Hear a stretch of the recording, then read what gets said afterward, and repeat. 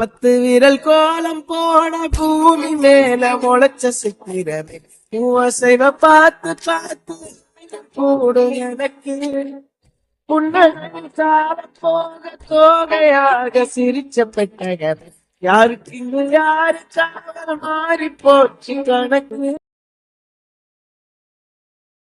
அஸ்ஸலாமு அலைக்கும். மதியம் குக்கிங்லேருந்து பேசுகிறேன். நாசிங் கோரிங் செய்ய போகிறோம். அதுக்கு செஞ்சது நேற்று நாசிலாமா செஞ்சுருந்தோம். அதில் உள்ள சம்பாலா எடுத்து வச்சிருக்கிறோம். அதை போட்டு நாசிங் கோரிங் பண்ண போகிறோம்.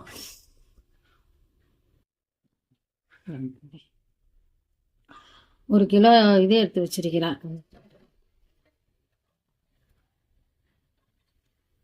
நூடுல்ஸ் 1 கிலோ தண்ணி கொதிக்க வச்சிருக்குது. தண்ணியில் உப்பு போட்டு எண்ணெய் ஊற்றி தண்ணி கொதிக்க வச்சிருக்கிறேன். இப்போ அதில் போட போகிறோம்.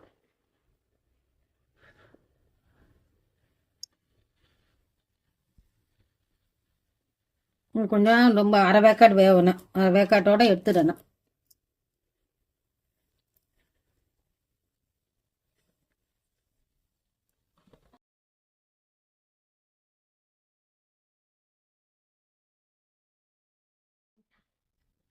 இப்போ இந்த ஸ்டேஜில் இப்போ வடிச்சிடணும். இதை வடித்து எடுத்துடணும். நல்லா வேக விடக்கூடாது. ரொம்ப வேக விட்டா அழிஞ்சு போயிடும். இந்த பதத்தில் இருக்கும். இந்த பதத்தில் இருக்கும்போது எடுத்துடணும். எடுத்து நம்ம மறுபடியும் பரட்டணும். நான் இப்போ அந்த கிரேவி செஞ்சு வச்சுருந்தோமா, நாசிலாமாக்கு உள்ள கிரேவி அது நான் ஏற்கனவே போட்டிருக்கிறேன்.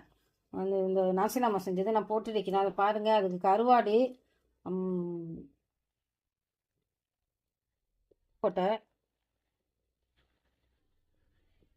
காஞ்ச மிளகாய் எல்லாம் சேர்த்து அதை கிரேவி பண்ணியிருக்கணும். அதை தான் சோத்துக்கு வச்சிருக்கிறேன். அந்த கிரேவி மிஞ்சினத்தில் தான் இப்போ நாங்கள் இப்போ இது செய்கிறோம். அது கூட சேர்க்குறதுக்கு நாசிங் கோரிங்குக்குள்ள சாசு செய்கிறோம். அதுக்கு ஒரு பூண்டு, 3 தக்காளி, மிளகா, காஞ்ச மிளகா, இது எல்லாம் தண்ணி ஊற்றி அதை வேக வச்சுக்கிறேன். நல்லா வேக வைக்கணும். நல்லா நைஸாக வேக வச்சு அரைக்கணும். மிக்சி போல் அரைக்கணும். இப்போ பாயில் பண்ணி அரைச்சிட்டேன். அரைக்கிறத உங்களுக்கு காட்டுறதுக்கு எடுக்கிறதுக்கு மறந்துட்டேன். இப்போ அது கூட பீனட்டு மல்லாக்கொட்டை ஒரு 150 மல்லாக்கொட்டை சேர்த்துக்கிறேன். அதில் 2 வெங்காயம் 2 வெங்காயத்தை வெட்டி தோல் எடுத்துட்டு அது கூட போட்டு அரைக்கணும். பீனட்டு கூட போட்டு நல்லா அரைக்கணும். அது போல் அரைச்சி மறுபடியும் அடுப்பில் நல்லா கொதிக்க வைக்கணும். அரைச்சாச்சு. தக்காளி, வெங்காயம், வேர்க்கடலை, மிளகொட்டை, மிளகா, காஞ்ச மிளகா, பூண்டு எல்லாம் போட்டு அரைச்சிருக்கிறோம். இது வேர்க்கடலை அரைக்க போகும்போது தோல் எடுத்துட்டு போடுங்க. வேர்க்கடலை அரைக்க போகும்போது எண்ணெய் கொஞ்சம் அதிகமாக தான் செல்லும். எண்ணெய் கூட தான் ஊற்றணும். இப்போ இதை அரைச்சதை எண்ணெயில் ஊற்றுறோம். அடுப்பில் சட்டியை வச்சு பற்றி விட்டு எண்ணெய் சூடு வந்தவொடனே எண்ணெயில் ஊற்றிக்குது. இந்த தக்காளி எல்லாத்தையும் சேர்த்து ஊற்றுறோம். இது எண்ணெயில் ஊற்றி நல்லா பிரட்டிக்கிட்டு வர்றேன். இது நல்லா பிறந்த உடனே மூடி வச்சிருங்க. ஒரு 10 நிமிஷம் மூடி வச்சிருங்க. மூடி வச்சுக்கிட்டு நல்லா திரண்டு வந்துடணும். எண்ணெய் விட்டு திரண்டு வரும். திரண்டு வந்த உடனே தான் நூடுல்ஸ் போடணும். ஸ்லோவாக வைங்க. ஸ்லோவாக வச்சு இது திரண்டு வரணும். இப்படியே இது திரண்டு வந்த உடனே தான் நம்ம இது போடணும். நூடுல்ஸை போடணும். தேவையான அளவு உப்பு போட்டுட்டு அப்புறம் வினிகரு 2 ஸ்பூனு வினிகர் ஊற்றிருக்கிறேன். பெரிய ஸ்பூனு 2 ஸ்பூனால 2 ஸ்பூனு வினிகர் ஊற்றிருக்கிறேன். இந்த ஸ்பூனால பெரிய ஸ்பூனாக இருக்குது. அதனால இது 1 ஸ்பூனு சர்க்கரை. இதில் இப்படி நல்லா இதில் வாசம் போய் நல்லா பெய்யுற வாசம் போயிடுச்சு. வாசம் நல்லா போயிடுச்சு. போன பிறகு நல்லா திரண்டு வந்துடுச்சு. திரண்டு வந்த பிறகு தான் இது ஒரு வினிகர் ஊற்றணும். சர்க்கரை போடணும். நாட்டு சர்க்கரை போட்டுருக்கிறேன்னா. சர்க்கரை இல்லைன்னு சொன்னால் சீனி வேண்டாம் போட்டுக்கலாம். புளியை கரைச்சி நல்லா கெட்டியாக ஒரு எலுமிச்சம்பழம் ஒரு அளவு சின்ன எலுமிச்சம்பழம் அளவுக்கு கெட்டியாக புளியை கரைச்சி ஒரு கொஞ்சம் கொண்டு ஊற்றணும்.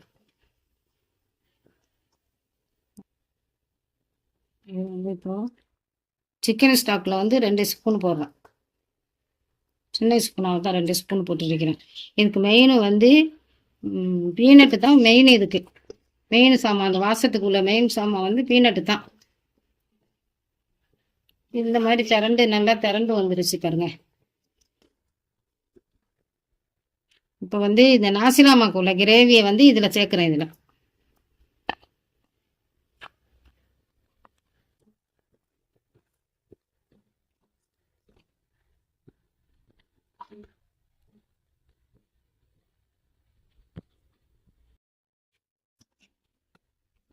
சைடுக்கு வந்து கோழி சுட்டு வச்சுக்கிறோம். பிள்ளைகளுக்கு கொடுக்குறதுக்கு பெரிய மனுஷருக்குலாம் கோழி சுட்டால் தான் திம்பா புரியுமா, சுடுறோம், கோழியை சுட்டு கொடுக்குறோம். இப்போ வந்து எல்லாம் ரெடி ஆகிடுச்சு, கிரேவி ரெடி ஆகிடுச்சு. இப்போ இந்த கிரேவியில் வந்து நூடுல்ஸ் வேக வச்சு இந்த நூடுல்ஸை போடுறேன்.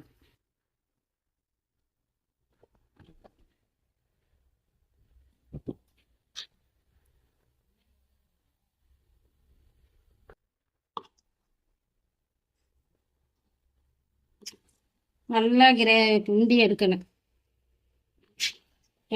இப்போ வந்து எல்லாம் மேலே தூவி விட்றேன். இது வந்து தேவை இருந்தால் போட்டுக்கலாம், அப்படி இல்லாக்கட்டி இல்லாக்கட்டி போட தேவையில்லை. இது பிள்ளைகளெல்லாம் கொஞ்சம் விருப்பமாக திம்ப ஹல்வா, அதனால போடுறேன்.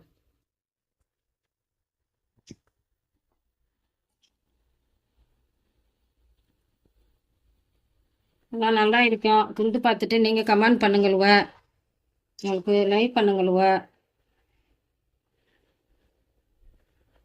நாங்கள் கொஞ்சம் நாளைக்கு ஒரு மட்டும்தான் வீடியோ போட்டுக்கிட்டு இருக்கிறோம், அதனால கொஞ்சம் சட்டுன்னு போடுங்கள்வோ எல்லாம். இப்போ பீனட்டை வந்து தோல் எடுக்காமல் நாங்கள் போட்டு சுற்றுறோம். தோல் எடுக்கலாம், தோல் எடுக்காமையும் போடலாம். இப்போ வந்து மிக்சியில் போட்டு சுற்றி சாப்பாடு வைக்க போகும்போது மேலே தூவி விடணும். வந்து எள்ளு வந்து கொஞ்சம் மேலே அப்படி தூவிக்கணும். இல்லை, இதே போல் பீனட் வந்து பொடியாக்கி வச்சு இந்த பீனட்டை இப்படி தூவிக்கணும்.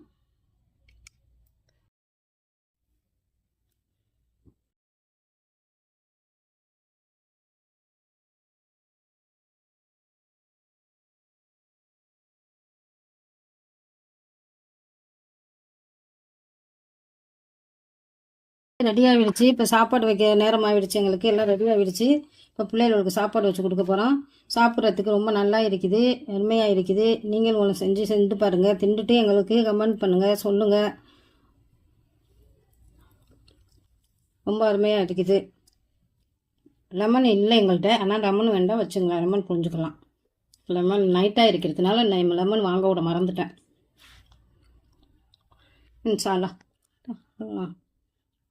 இன்ஷால்லா அடுத்த வீடியோ சட்னு போடுறதுக்கு துவா செய்யுங்களுவ. இந்த வீடியோ சட்னு காட்டுறேன். அஸ்ஸலாமு அலைக்கும்.